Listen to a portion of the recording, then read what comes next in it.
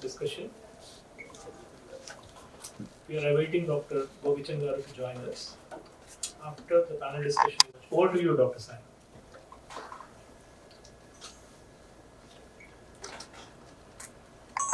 And I think the entire idea of this program is what we have seen in 2025.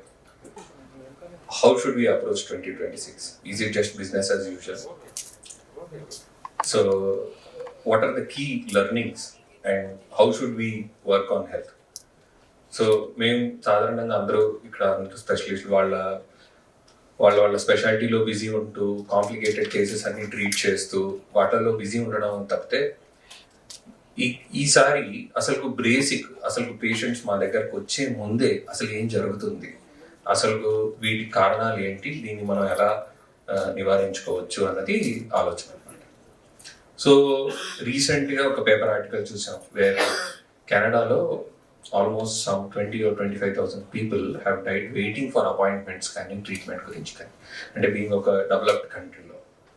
But luckily ఇండియాలో మనకి access and wellness చాలా అద్భుతంగా ఉంది. But still we're seeing a wellness paradox.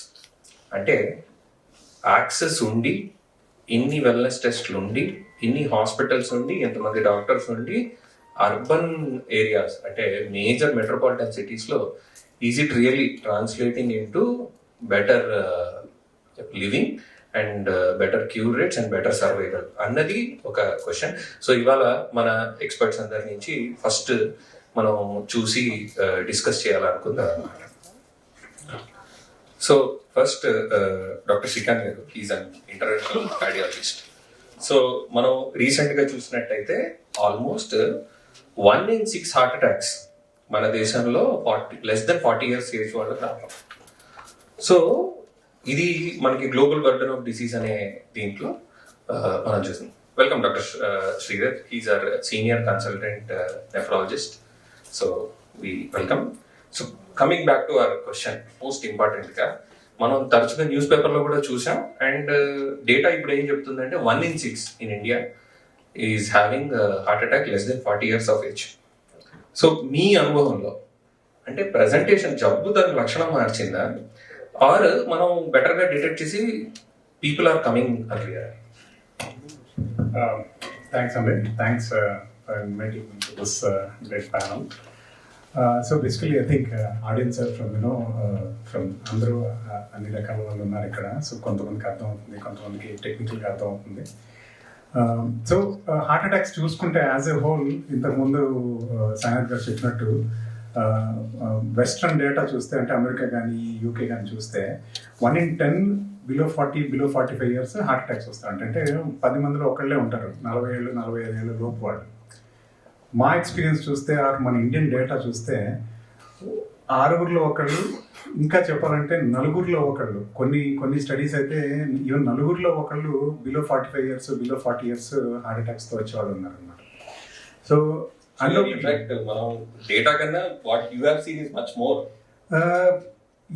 So మా experience కూడా అలాగే ఉంది. ఎట్లా అయిపోయిందంటే, ఇప్పుడు 65 ఏళ్ళు వాళ్ళు ఎవరన్నా చెస్ట్ పెయిన్తో వస్తే ఇది అసలు హార్ట్ అటాక్ ఉండకపోవచ్చు అన్న ఇదిలాగా అయిపోయింది. ఎందుకంటే హార్ట్ అటాక్స్ పెద్ద వయసు వాళ్ళ కంటే most of them 35 to 50 years లోనే చూస్తున్నాం heart attacks. Was the youngest heart attack patient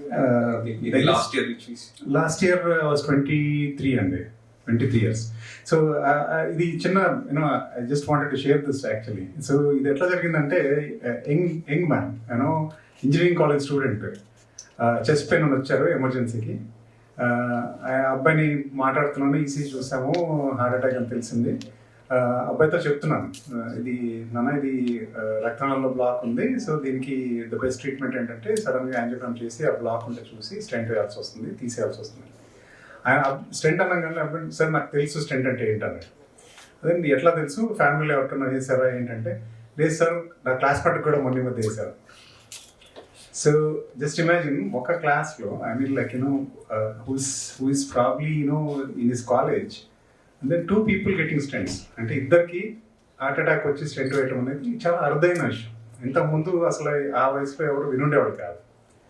so ఇలాంటి సిచ్యువేషన్స్ ఈ మధ్య కొత్తగా ఏం లేదన్నమాట.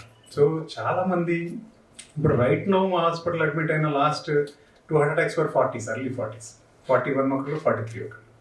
సో ఇది ఎంత ఇదైపోయిందంటే ఇప్పుడు 40sలో హార్ట్ అటాక్ అనేది మాకు అసలు కామన్ కూడా అనిపించట్లేదు, అంటే రేర్ కూడా అనిపించట్లేదు, అంత కామన్ అయిపోయింది.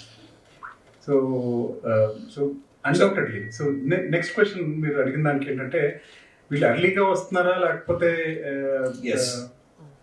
సో ఇది క్లియర్ కట్ గా అగైన్ అంటే ఇట్ ఈస్ బికాస్ మనకి ఇప్పుడు మనం చెప్పాం వెల్నెస్ పారాడాక్స్, మనకి యాక్సెస్ ఎక్కువ ఉంది కాబట్టి మనం ఇలాంటి ఎక్కువ డిటెక్ట్ చేస్తున్నాం, లేకపోతే నిజంగానే జబ్బు the trend is that we are seeing younger patients. ఇది బేసికలీ ఇప్పుడు హార్ట్ అటాక్ వచ్చిన వాళ్ళందరినీ తీసుకుంటే వాళ్ళు మెనీ టైమ్స్ ఫస్ట్ టైం హాస్పిటల్కి హార్ట్ అటాక్ తోనే వచ్చుంటారు. సో అంటే ఏంటంటే వాళ్ళు ఇంతకుముందు ఎప్పుడు హెల్త్ కేర్ సిస్టమ్ కాంటాక్ట్ చేసిన వాళ్ళు కాదు. అర్థమైంది అంటే ఏంటంటే వాళ్ళు అన్డౌట్లీ ఎర్లీగా వస్తున్నారు, అంటే హార్ట్ అటాక్స్ తక్కువ వయసులో వస్తున్నాయి. ఇంతకుముందు పాతకాలంలో చిన్న వయసులో హార్ట్ అటాక్స్ లేవా అని కాదు, అప్పుడు కూడా ఉండుండేవి. సో బట్ ఏంటంటే అప్పుడు కనుక్కునే వాళ్ళు కాదేమో, ఇప్పుడు ఎక్కువ కనుక్కుంటున్నామేమో, అది కూడా ఒక పాయింట్ కావచ్చు. ఎందుకంటే హాస్పిటల్స్కి దగ్గరగా ఉన్నారు, చెస్ట్ పెయిన్ రాగానే 30 minutes 45 minutes దూరంలో ఉంటే వచ్చేస్తారు. ఇంతకుముందు వాళ్ళందరూ సడన్ కార్డియాక్ అరెస్ట్ అయ్యి ఉండొచ్చేమో, ఇప్పుడు వాళ్ళందరూ హాస్పిటల్కి వస్తారు. ఆ రకంగా కొంచెం ఎక్కువ చూడొచ్చేమో. కానీ ఒక మన 20 yearsగా 25 yearsగా ప్రాక్టీస్ చేసిన వాళ్ళు ఎవరితో మాట్లాడినా క్లియర్గా తెలుస్తుంది ఏంటంటే హార్ట్ అటాక్స్ చిన్న వయసులో వస్తున్నాయి. అండ్ లార్జ్లీ ది ట్రెండ్, అంతే ట్రెండ్ అయితే క్లియర్గా అర్లీగా వస్తుంది. So doctor Rohini madam is our senior endocrinologist. So sir చెప్పినట్టు we are seeing more heart attacks in young. So patient ఎవరైనా కార్డియాలజిస్ట్కి వచ్చే ముందు ఫస్ట్ ఎండోక్రైనాలజిస్ట్ ఫిజిషియన్ దగ్గరికి వస్తారు. బికాస్ మనకు అందరికి తెలిసింది ఏంటంటే diabetes is one of the risk factors for heart disease అనేది. సో ఈ అవేర్నెస్ పెరగడంతో బట్ రీసెంట్గా చూస్తుంటే మనకి సిమిలర్ క్వశ్చన్ దట్ మనం ఈ అవగాహన పెరిగి ఎక్కువ డయాబెటీస్ చూస్తున్నామా, ఆర్ ఈ యంగ్ పేషెంట్స్ లో ఇట్లా హార్ట్ అటాక్స్ వస్తున్నాయంటే ఈవెన్ డయాబెటీస్ లో కూడా there is any shift in the young diabetics? తప్పకుండా అండి. Just like doctor Srikanth has said, diabetes ఇంతకుముందు 40 ఏళ్ల పైన వాళ్ళకి వచ్చేది. 40, 45, 40, 45 years and above used to get type 2 diabetes, which is the most common type of diabetes, middle-age diabetes antamu. So now actually people are very commonly walking in their 20s, 30s and actually in their teenage also with type 2 diabetes. Okay, అంటే అది వాళ్ళు routine checks తోటి అంటారా, or just because of symptom they are landing in emergency? So basically just 2 days back anamata, a 23-year-old amai, okay, 23-year-old just newly married 2 months ago. Okay, she was feeling a little tired, అంటే కొంచెం అదేంటి అలసిపోతున్నాను ఏంటి అని చెప్పేసి చెకప్కి వెళ్ళింది. Okay, newly married, HbA1c 3-month average blood sugar check చేస్తే 12%. So this has become very common. అంటే యంగ్స్టర్స్కి 20s, 30sలో ఉన్న వాళ్ళకి when they actually don't think about diabetes, అంటే ఆ ఏజ్లో వాళ్ళు అదేంటి గ్రాడ్యుయేషన్ చేస్తున్నానా, జాబ్ ఎత్తుకుంటున్నానా, అదేంటి పెళ్ళా ఏంటి అనేసి ఫ్యూచర్ ప్లానింగ్లో ఉంటారు. They are not really thinking about am I going to get sick. So ఆ ఏజ్లో కూడా వచ్చేస్తున్నాయి. సో దిస్ యాక్చువల్లీ ఇది ఒక్క స్టోరీ కాదు, అసలు ఎవ్రీ డే ఒక స్టోరీ ఉంటుంది ఈ మధ్య. అండ్ యంగ్స్టర్స్ లైక్ 25-30 మధ్యలో ట్రైంగ్ ఫర్ ఫర్టిలిటీ, అదేంటి ప్రెగ్నెన్సీ ప్లానింగ్ అవ్వట్లేదు అని వెళ్తే the husband gets diabetes, or the wife had a recent miscarriage and miscarriage was because of diabetes. So రకరకాలుగా.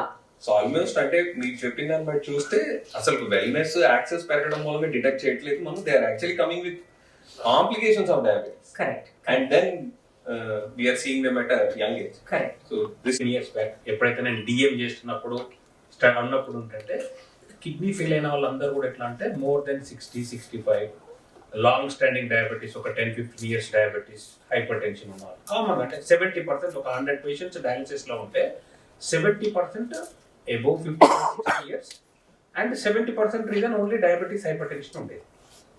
వెరైజ్ ఇప్పుడు తీసుకున్నట్టయితే యంగ్ పీపుల్ లైక్ 20, 30, 35, 40 ఇయర్స్ లో కూడా ఇప్పుడు నేను డయాలిసిస్ లో నా దగ్గర ఇప్పుడు నేను లాస్ట్ మంత్ చేసిన ఒక 6 to 8 ట్రాన్స్ప్లాంట్ లో బిలో 30 ఇయర్స్ ఉండే ట్రాన్స్ప్లాంట్ చేసిన వాళ్ళు 3-4 ఉన్నారు, ఆల్మోస్ట్ 50%. మెయిన్ రీజన్ ఏంటంటే ఒకటి ఈ లైఫ్ స్టైల్ డిసీజెస్ పెరగడం, లైక్ డయాబెటీస్ అనేది ఎర్లీగా వస్తుంది. లైక్ శ్రీకాంత్ చెప్పినట్టు ఏంటంటే కార్డియాక్ ప్రాబ్లం వచ్చిన తర్వాత next step is kidney problem.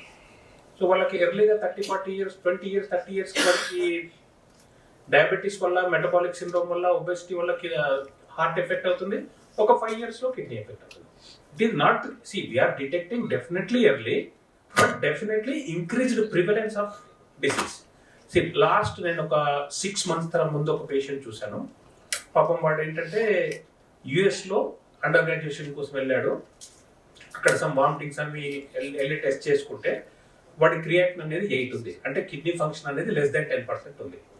Blood pressure అనేది కంట్రోల్ లేకుండా ఉంది.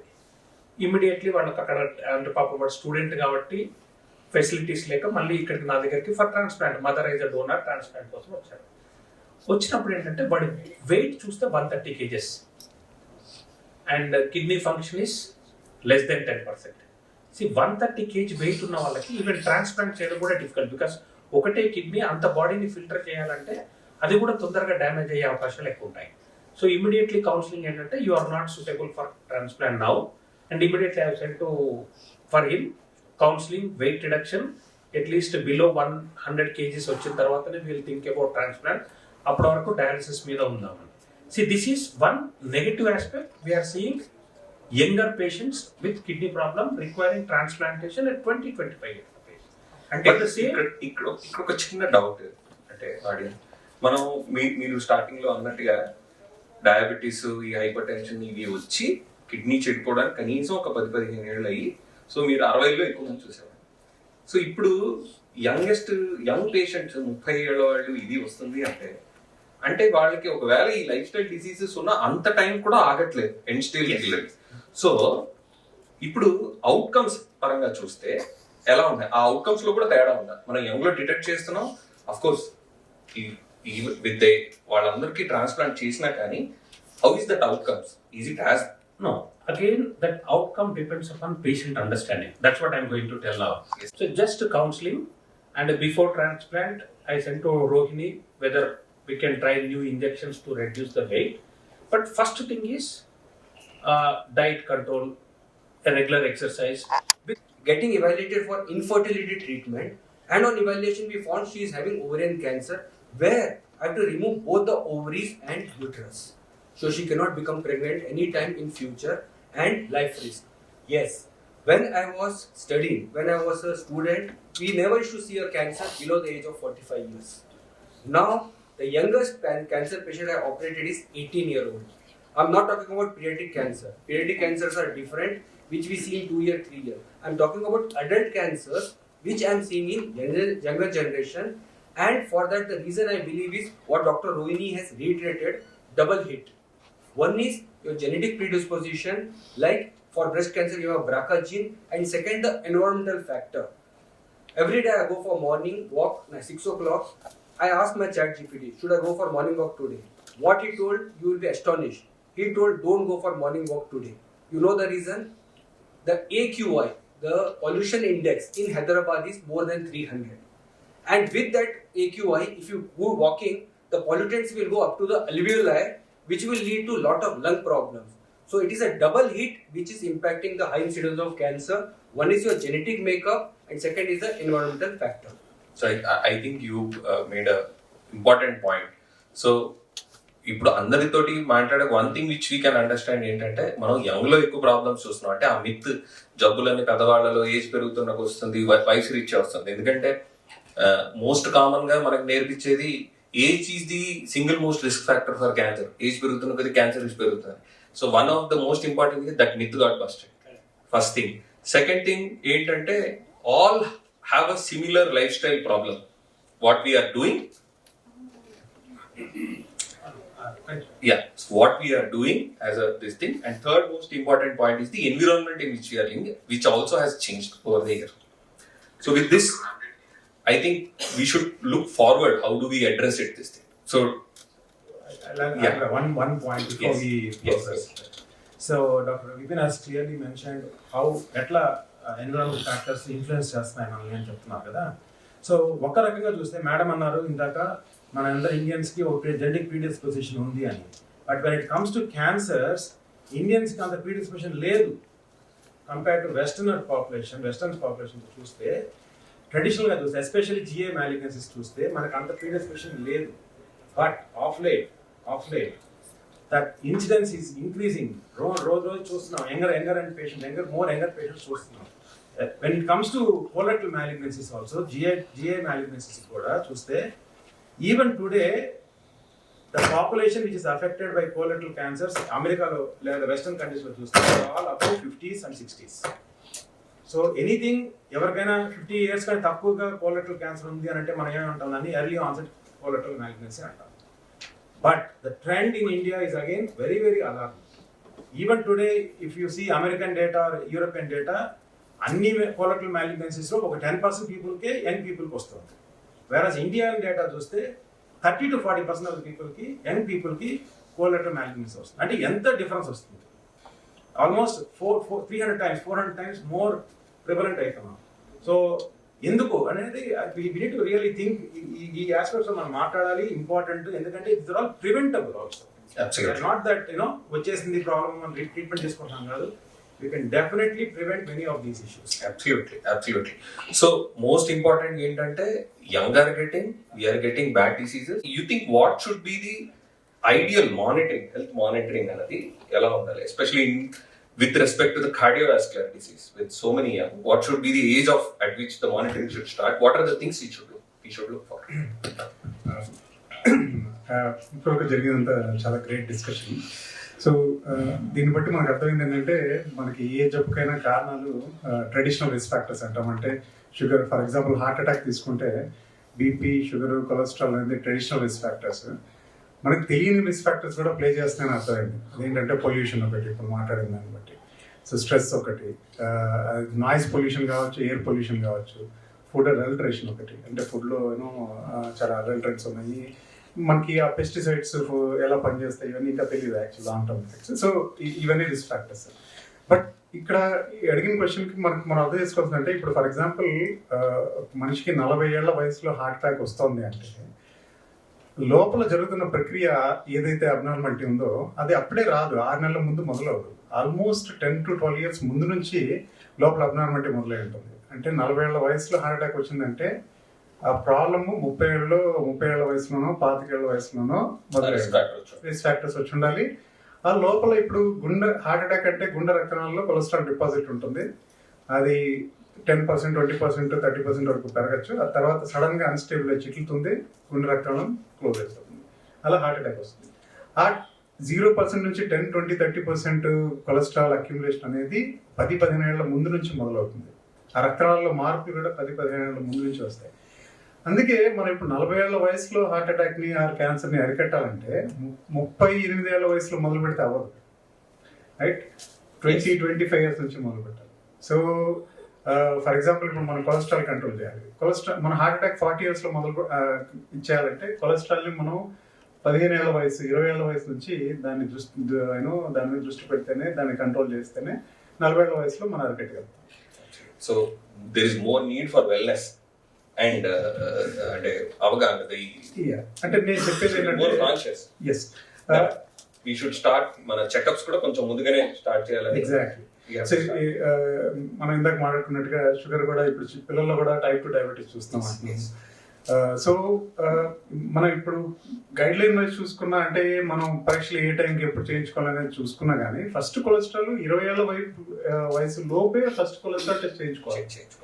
సో అది ఇంకా అసలు స్కూల్ 9 to 11 years అంటే స్కూల్లోనే ఫస్ట్ టైం కొలెస్ట్రాల్ చెక్ చేయాలని కూడా చాలా గైడ్లైన్స్ వస్తున్నాయి.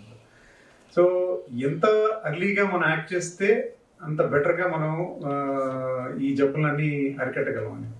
సో 35 ఏళ్ల వయసులో హార్ట్ అటాక్ వస్తుందంటే 30 ఏళ్ల వయసులో యాక్ట్ చేసినా సరే స్కూల్ వయసు నుంచి యాక్ట్ చేయాలనేది నా ఉద్దేశం. Valuable point madam. యా, మన వాళ్ళ ఫ్యామిలీ హిస్టరీలో డయాబెటీస్ ఉన్నా వాళ్ళకి 10 years అప్పుడు షుగర్ చెక్ చేయాలి.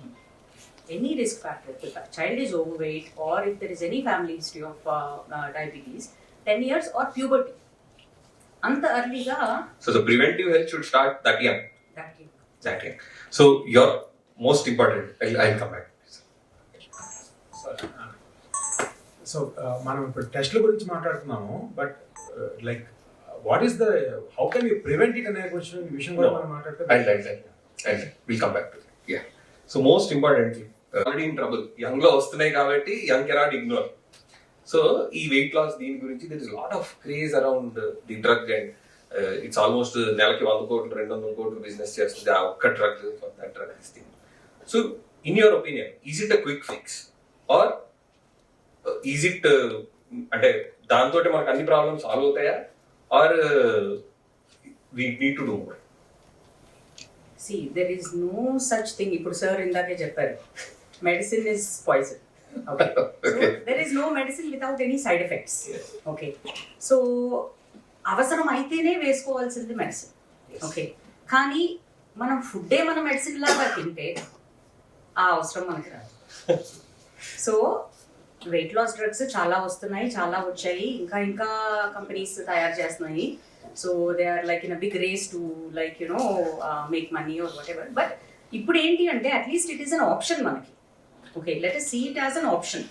సో డయట్ ఎక్సర్సైజ్ అనేది 100% అందరూ చేయాల్సిందే. ఓకే, సో అయినా కూడా కొంతమంది ఉంటారు ఎంత ట్రై చేసినా కూడా తగ్గని వాళ్ళు. వాళ్ళకి definitely it is an option to lose weight and to like reduce their metabolic parameters అనమాట. సో వెయిట్ తగ్గితే 10% and above 20%, 10% and above metabolic parameters అన్ని కూడా తగ్గుతాయి, రివర్స్ అవుతాయి. అంటే ఈ ఫ్యాటీ లివర్, బీపీ తగ్గడం, కొలెస్ట్రాల్ తగ్గడము, షుగర్ తగ్గడము, డయాబెటీస్ నుంచి ప్రీ డయాబెటీస్కి వెళ్ళడము, ప్రీ డయాబెటీస్ వాళ్ళు నార్మల్ షుగర్లోకి వెళ్ళడము, ఇవన్నీ we see with weight loss. Okay, but how can we do it? We have diet and exercise, we have medications, we have surgical options. So it is an option. I wouldn't call it a quick fix, and don't use it as a quick fix. Nice. అంటే people glamorize the party culture, alcohol intake and everything, and then in the morning they go to the gym and work out thinking that 1 + 1 or -1 and +1 it will negate and it will chester. But most important, what the question I want you to put is, మనం alcohol quit చేయండి, smoking quit చేయండి అనేది common message సంవత్సరాల నుంచి నడుస్తున్నాయి.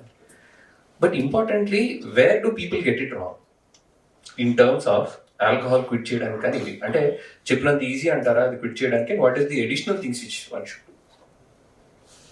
See, coming to that exact point, it is a habit which you are cultivating. Like any other habit, be it good habit or bad habit, you are cultivated it. You yourself cultivated that habit of smoking, you yourself cultivate that habit of consuming alcohol, or you yourself cultivate the habit of not going to workouts, you yourself cultivate of eating junk. So all these habits you have been cultivating. So first thing is like ఏదైనా ఒక అలవాటు అయిందని మనం వదులుకోవాలంటే ఎంత కష్టమో ఏదన్నా కావచ్చు. It's equally important for you to understand that good or bad habits form అయ్యాయి అంటే వాళ్ళు వదులుకోవాలంటే టైం పడుతుంది. So first of all alcohol అనేది ఏమాత్రం మనం మీరు అన్నట్టు నైట్ ఆల్కహాల్ తీసుకొని మార్నింగ్ జిమ్ చేశానంటే అది that's not an acceptable way to deal life. But gut విషయానికి వచ్చేస్తే మనం మాట్లాడితే జిఐటి దగ్గరికి వచ్చి మాట్లాడితే వెదర్ హైపర్ టెన్షన్ ఉందా లేదా మీకు తెలియకపోవచ్చు, డయాబెటీస్ ఉందా లేదా మీకు తెలియకపోవచ్చు, సిమ్టమ్ వైజ్ హార్ట్ స్ట్రోక్ వస్తుందా లేదా మీకు తెలియకపోవచ్చు, కానీ రాత్రి తిని మార్నింగ్ ఏదైనా ఇబ్బంది చేస్తుందంటే ఖచ్చితంగా తెలుస్తుంది. అవునా కదా? So your GIT will tell you that it is not all right, it's upset, it's not all right. And but if you still ignore these symptoms, continuously ignore చేస్తూ పోయాం అనుకోండి, then you will end up in having chronic diseases like everything, like what all we spoke right now. The first indication for you is your gut. So, and జనరల్గా మనం stool motion అనేసరికి ఒక రకమైన hesitation వచ్చేస్తుంది అందరికి. అవును. But it is not a bad idea to look into your pot the morning you go to stool. See any changes. See any changes there. దాని మీద చాలా అంటే గ్రాస్గా అనిపించచ్చు ఇది, but this is the fact of the life. ఒకసారి తొంగి చూడండి ఏముందో అక్కడ. Right. అర్థమైందా? సో బ్లడ్ ఉండొచ్చు, అండర్ పార్టికల్స్ ఉండొచ్చు, లూజ్ అయి ఉండొచ్చు. It will tell you some indication about your Something is, whether it is right or wrong. Right. So, Dr. Srinivas, so for the purpose of time, we'll try to have very focused this thing. So, ఒకటి ఏంటంటే మనం we have seen that చాలా easy చెప్పడం, తాగడం మానేయండి, alcohol మానేయండి, your liver will be. చాలా సార్లు లివర్ ప్రాబ్లం వచ్చాక కూడా they feel very difficult to quit.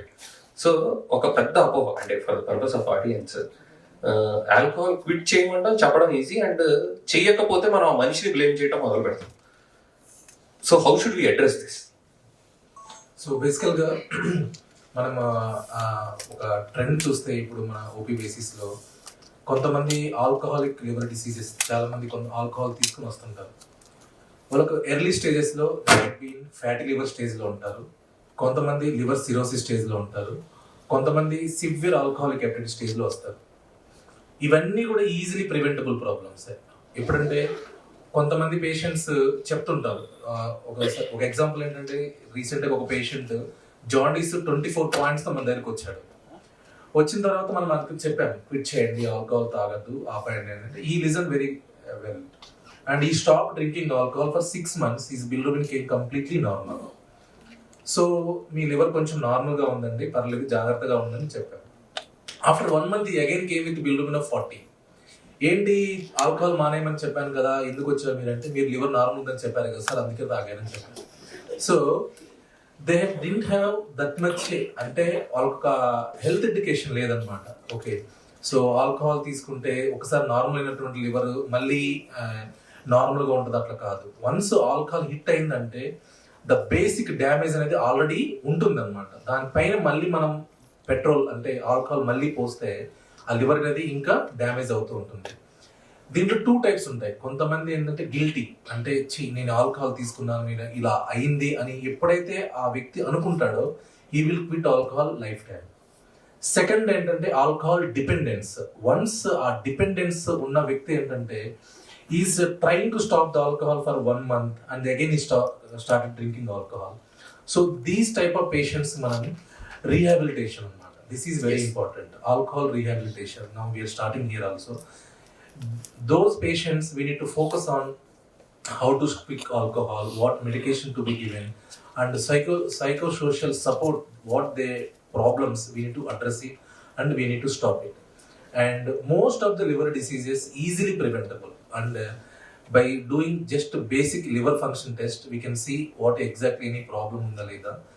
Second వచ్చి liver fibroscan అంటాం. liver fibroscan అంటే it is an advanced technology. By doing quickly it is 20 seconds మనం ఈజీగా అల్ట్రాసౌండ్ స్కాన్ లాగే ఉంటుంది. అది చేస్తే ఎగ్జాక్ట్గా మన లివర్లో ఎంత శాతం ఫ్యాట్ ఉంటుంది, ఎంత శాతం స్టిఫ్నెస్ అంటే లివర్ హార్డ్గా ఉంటుంది, విత్ ఇన్ 20 seconds మనం చెప్పగలం. సో ఈజీలీ దాన్ని మనం హౌ టు ప్రివెంట్ దాన్ని చూసి మనం ఈజీగా నెక్స్ట్ స్టెప్ యాక్షన్స్ ఎలా ఉంటుందో మనం తీసుకుంటాం. So limited eating, very diet. You should be very watchful on your diet. One single suggestion, my personal level, after once growth stops, but particularly in males around after 24, and in females 18 to 20. After once a growing age stops, and ఒకసారి పెరగడం అనేది ఆగిపోయిన తర్వాత at least you should shift to 2 meals a day. That is a gross thing. And one thing is a diet. Exercise is simple form and not always. Exercise means not always intense workout or something. At least minimum is a brisk walking 150 minutes per week. Minimum these 2 things if you do, at least you can maintain minimum health. Dr. Vipin, one preventive thing. As an oncologist, I want everybody to take a pledge. The most important risk factor in India for cancer is tobacco. Tobacco is not only chewing tobacco, smoking, it can be in many forms with pan everything.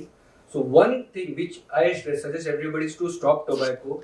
If you stop tobacco today or government bans tobacco today, 60% of the oral cancer will come down. Many of the hospital will become bankrupt.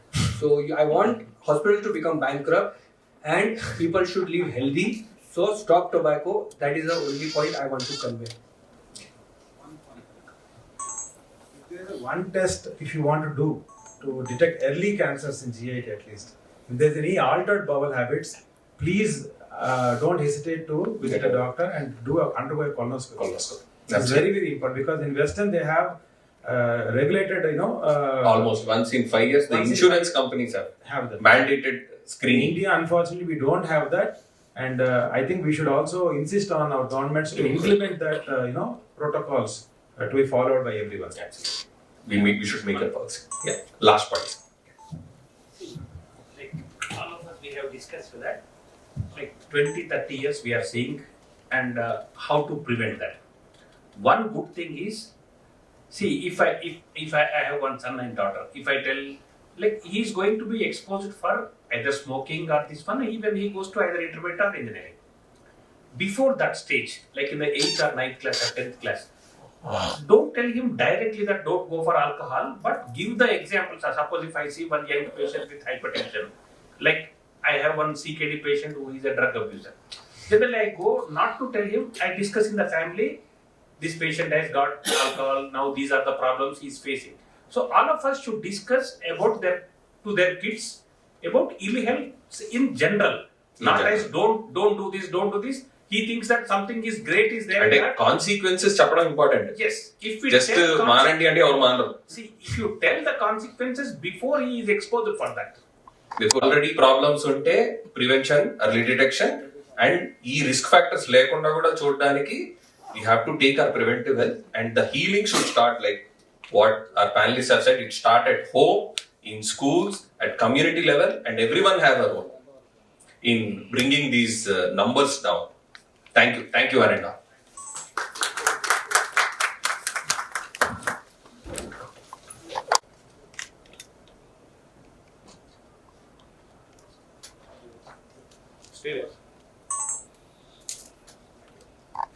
కొంత త్వరగా ముగిస్తాను. I'm very happy today that my colleagues, all of them has given such wonderful content. ఈ prevention మీద ఎలాగా జబ్బులను అరికట్టాలనే దాని మీద దాదాపు గంట మాట్లాడి రకరకాల ఇన్పుట్స్ ఇచ్చారు. They are such wonderful inputs. మీ మీడియా మిత్రులందరికీ థ్యాంక్స్ చెప్పాలనుకున్నాను. టైం స్పెండ్ చేశారు. బట్ ఇవాళ మనం మాట్లాడేది వాట్స్ కాల్డ్ షేర్డ్ రెస్పాన్సిబిలిటీ. దశాబ్దాలుగా హెల్త్ కేర్ అనేది only delivery of cure for diseases జరిగింది ఇప్పటిదాకా. ఈ దశాబ్దాలుగా జరుగుతూ ఉంది. అలాంటిది it's called reactive service delivery. ఇప్పుడు మనం కనుక ప్రోయాక్టివ్, దట్ ఈస్ ప్రివెంటివ్ ఆస్పెక్ట్స్లో మనం మాట్లాడకపోతే మనం దేశానికి సహాయం చేసిన వాళ్ళు కాకుండా డిస్సర్వీస్ చేసిన వాళ్ళగా అనిపిస్తుంది నాకు as a health care provider. దాదాపు 30 yearsగా నేను కార్డియాక్ సర్వీసెస్లో ఉంటే ఇవాళ ప్రతి సంవత్సరం 10 to 15% డిసీజ్ ఇంక్రీజ్ అవుతాం. అది హార్ట్ డిసీజ్ కాదు, డయాబెటీస్ కానండి, హైపర్ టెన్షన్ అనండి, క్యాన్సర్ అనండి, ఇప్పుడు మాట్లాడారు లివర్ డిసీజు, గట్ డిసీజ్ గురించి మాట్లాడారు. ఇవన్నీ కూడా పెరుగుతూ ఉన్నాయి. అంతకంటే ఇంకా బాధాకర విషయం ఏంటంటే ఇంతకుముందు జబ్బు పడేవాళ్ళు 60 ఏళ్ళు 70 ఏళ్ళలో ఉండేవారు. ఇవాళ 30, 20, 40 ఏళ్ళ వాళ్ళు ముఖ్యంగా అన్ని రకాల జబ్బులతో వస్తున్నారు. ఇప్పుడు మనం డిస్క్రైబ్ చేసిన అన్ని రకాల జబ్బులతో వస్తున్నారు. వీటిని నాన్ కమ్యూనికబుల్ ప్రివెంటబుల్ డిసీజెస్ అంటారు. ఫైనల్గా ఇవన్నీ కనుక మనం చూస్తే ఇవన్నీ కూడా మన లైఫ్ స్టైల్ మీద ఆధారపడుతుంది.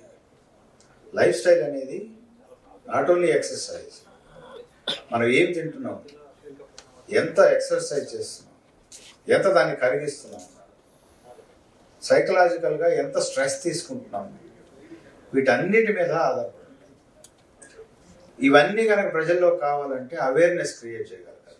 అవేర్నెస్ క్రియేట్ చేయాలంటే మీరు ముఖ్యంగా మీడియా ప్రతినిధులు, అదేవిధంగా హెల్త్ కేర్ ప్రొవైడర్స్, మేము బోత్ హాస్పిటల్స్ కానీ డాక్టర్స్ కానీ ఈక్వల్ రెస్పాన్సిబిలిటీ తీసుకొని ఒక ప్రోగ్రామ్ కనుక క్రియేట్ చేసుకోగలిగితే, ఇటువంటి ప్యానల్ డిస్కషన్స్ మోర్ ఫ్రీక్వెంట్గా కనుక జరిగినట్లయితే కొంత ఈ అవగాహనని మనం సొసైటీలోకి తీసుకెళ్లాల్సిన అవసరం ఉంది. ఇంతకుముందే చెప్పారు డాక్టర్స్, మనం వింటారు చదువుతారు కానీ మనకు వచ్చిన దాకా దాని గురించి ఆలోచించాలని చెప్పి.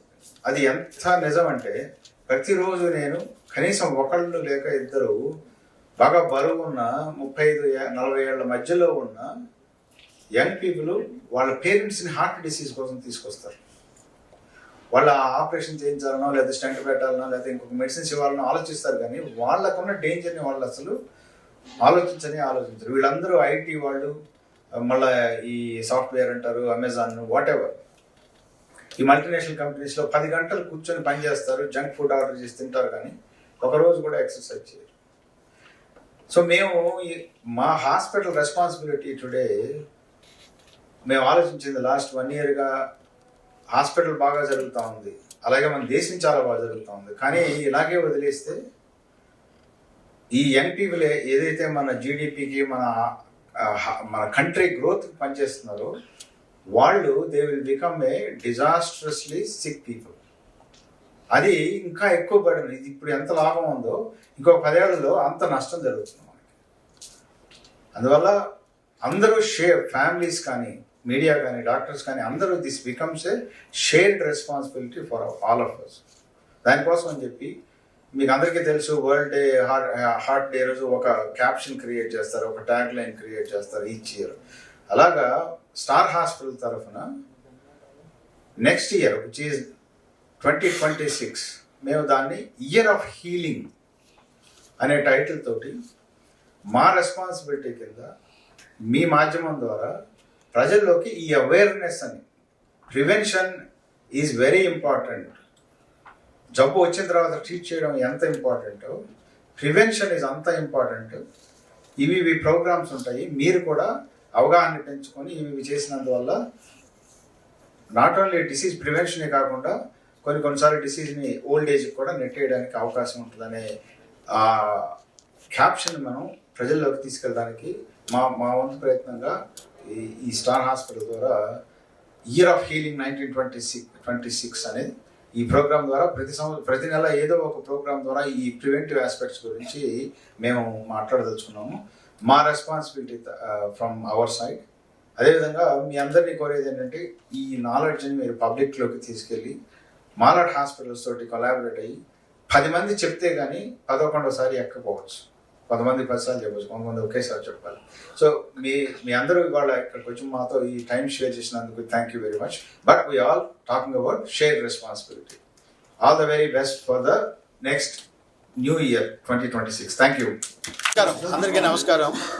ఫస్ట్ మీడియా మిత్రులందరికీ మా స్టార్ హాస్పిటల్ తరఫున ధన్యవాదాలు చెప్తున్నాను. ఎందువల్లంటే మనకి పాత సంవత్సరం దగ్గరలో ముగుస్తూ ఉంది. 2025 2026లోకి ఎంటర్ అవ్వదలుచుకున్నాము, ఎంటర్ అవుతున్నాము. ఇప్పుడు ఇందులో గత సంవత్సరంగా మేము చూసింది ఏంటంటే జబ్బులు ప్రతి అవయవానికి సంబంధించిన జబ్బులు పెరిగిపోతూ ఉన్నాయి. కనీసం 10% 20% పెరుగుతూ ఉన్నాయి ఈ జబ్బులు. వీటన్నిటిని ప్రివెంటబుల్ డిసీజ్ అంటాము. అంటే మన చేతిలో ఉంది. ఈ జబ్బు మనకి రావడానికి అవకాశం ఉందా లేదా అనే దానికి వ్యాధి నిర్ధారణ ఉంటుంది. అదేవిధంగా జెనెటిక్స్ ద్వారా ఈ రావడానికి అవకాశం ఉందా లేదా తెలుసుకోవచ్చు. స్క్రీనింగ్ ప్రోగ్రామ్స్ ఉన్నాయి. దయచేసి అందరూ, ముఖ్యంగా యంగ్ పీపుల్ 30 to 40 years మధ్యలో ఉన్న వాళ్ళు, ఈ అవేర్నెస్ చాలా ఇంపార్టెంట్. ఎవరు జబ్బు రాదు అనే ప్రసక్తి లేదు, ఎవరికైనా రావచ్చు ఒకటి. రెండోది, సిమ్టమ్స్ ఉండాల్సిన అవసరం లేదు. ఏ పర్సన్ అయినా కానీ దాని తాలూకు జబ్బు తాలూకు వ్యాధి లక్షణాలు లేకుండానే వ్యాధి ఉండవచ్చు. ఇది చాలా ఇంపార్టెంట్ విషయం. సిమ్టమ్స్ ఉండాల్సిన అవసరం లేదు. అవేర్నెస్ క్రియేట్ చేసుకుని ఈ ఇన్ఫర్మేషన్ అనేది ప్రతి చోట జరుగుతుంది. హార్ట్ డిసీజ్ నుంచి కానీ, షుగర్ కానీ, బీపీ కానీ, క్యాన్సర్ కానీ, లివర్ డిసీజెస్ కానీ, ఏవైనా కానీ దానికి సంబంధించి ఎలా ప్రివెంట్ చేయాలనేది ఇనఫ్ ఇన్ఫర్మేషన్ ఉంది. ఇవాళ చూసినట్లయితే 30 నుంచి 40 ఏజ్లో ఉండే వాళ్ళ జబ్బులు, అన్ని రకాల జబ్బులు, హార్ట్ అటాక్ ముఖ్యంగా, అదేవిధంగా హైపర్ టెన్షన్, బ్రెయిన్ స్ట్రోక్లు కానీ, క్యాన్సర్స్ కానీ చాలా ఎక్కువగా కనబడుతున్నాయి. ఇవన్నీ కూడా సెడెంటరీ లైఫ్ అంటే వ్యాయామం లేకుండా, ఇండిస్క్రిమినేట్ ఈటింగ్ అంటే ఏది పడితే అది జంక్ ఫుడ్ లాగా తినేసి, తర్వాత స్ట్రెస్ పెంచుకొని ఉద్యోగంలో కానివ్వండి, రిలేషన్షిప్స్లో కానివ్వండి, ఫైనాన్షియల్గా కానివ్వండి, ముఖ్యమైన ఈ 3 కారణాలు మీరు అర్థం చేసుకుని లైఫ్ని 2026 I want to slow my life down. నేను ఇంకా 80 ఏళ్ళ పైన బతకాలంటే నేను ఇవాళ కొంచెం స్లో అవ్వాలి, ఎక్సర్సైజ్ కొంచెం పెంచాలి. కానీ స్టార్ట్ విత్ స్మాల్ టార్గెట్స్ పెట్టుకొని 1 కిలోమీటర్ 2 కిలోమీటర్లు అలా మొదలు పెట్టాను. అదేవిధంగా తగ్గించుకుంటాను, ఇంత తక్కువే తింటాను, స్లో. అగైన్ స్ట్రెస్, ఫైనాన్షియల్గా కూడా నేను కొంచెం స్లో అవుతాను. ఇలాగా be slow, become a healer for yourself, your family and people around you. Be a inspirer to others to keep your health for as long as you can. So ఈ 2026 సందర్భంగా అందరికీ శుభాకాంక్షలు తెలుపుతూ year of హీలింగ్గా దీన్ని పరిగణించి మీ ఆరోగ్యాన్ని మంచిగా చేసుకోమని అందరి తరఫున కోరుతున్నాను. Thank you very much.